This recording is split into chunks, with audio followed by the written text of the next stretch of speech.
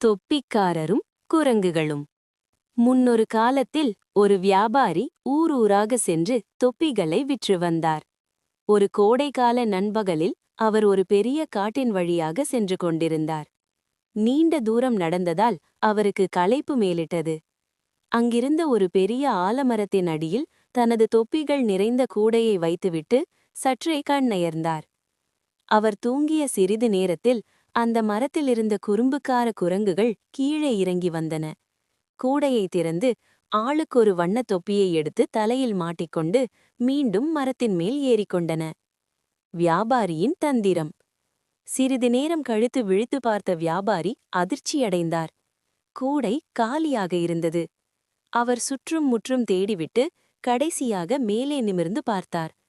அங்கே குரங்குகள் அனைத்தும் தொப்பிகளை அணிந்து கொண்டு வேடிக்கை பார்த்து கொண்டிருந்தன. வியாபாரி கத்தினார். குரங்குகளும் பதிலுக்கு கத்தின. அவர் கையை ஓங்கினார். குரங்குகளும் கையை ஓங்கின. அப்போதுதான் அவருக்கு ஒரு யோசனை தோன்றியது. குரங்குகள் நாம் செய்வதையே திரும்ப செய்கின்றன, மிமிக்ரி என்பதை அவர் உணர்ந்தார். உடனே அவர் தனது தலையிலிருந்த தொப்பியை கழற்றி கோபமாக தரையில் வீசினார். இதை பார்த்த குரங்குகள் அனைத்தும் தங்கள் தலையிலிருந்த தொப்பிகளை கழற்றி தரையில் வீசின. வியாபாரி மகிழ்ச்சியுடன் எல்லா தொப்பிகளையும் எடுத்து தனது கூடையில் போட்டுக்கொண்டு அங்கிருந்து புறப்பட்டார். கதையின் நீதி.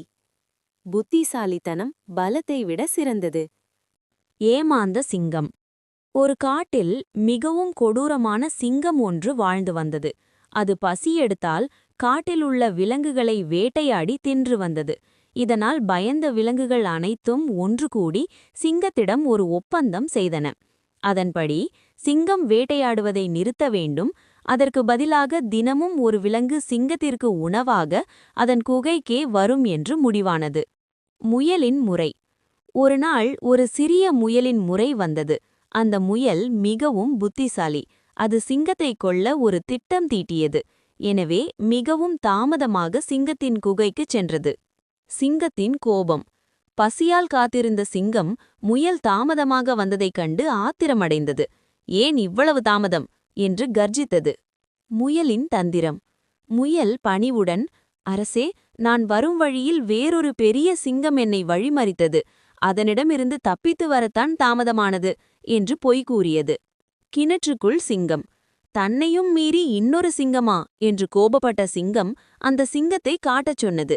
முயல் அந்த சிங்கத்தை ஒரு ஆழமான கிணற்றின் அருகே அழைத்துச் சென்றது. இதற்குள்தான் அந்த சிங்கம் இருக்கிறது என்று காட்டியது. முடிவு. சிங்கம் கிணற்றுக்குள் எட்டி பார்த்தபோது தண்ணீரில் தனது பிம்பத்தைக் கண்டு அதுதான் மற்றொரு சிங்கம் என்று நினைத்தது. அதை எதிர்த்து போராட கிணற்றுக்குள் குதித்து உயிரிழந்தது. கதையின் நீதி. பலத்தை விட புத்தியே சிறந்தது. தாகமுள்ள காகம். புத்திசாலி காகம். முன்பொரு காலத்தில் ஒரு காட்டில் காகம் ஒன்று வாழ்ந்து வந்தது. ஒருநாள் வெயில் மிக கடுமையாக இருந்ததால் அந்த காகத்திற்கு அதிக தாகம் எடுத்தது. தண்ணீரை தேடி காடு முழுவதும் அலைந்தது. ஆனால் எங்குமே தண்ணீர் கிடைக்கவில்லை. பானையை தேடி பிடித்தல்.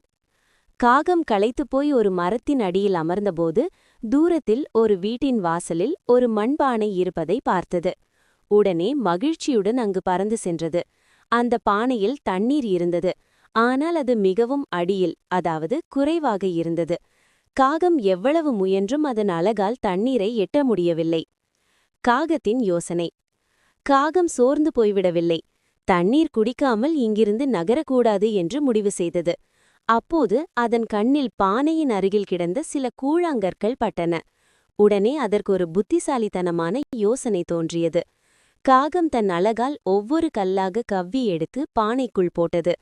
கற்கள் பானையின் அடியில் சேர சேர தண்ணீர் மெதுவாக மேலே உயரத் தொடங்கியது. தண்ணீர் பானையின் விளிம்பிற்கு வரும் வரை காகம் தொடர்ந்து கற்களை போட்டது. வெற்றி. தண்ணீர் மேலே வந்தவுடன் காகம் ஆசை தீர தண்ணீரை குடித்து தன் தாகத்தை தணித்துக் கொண்டது.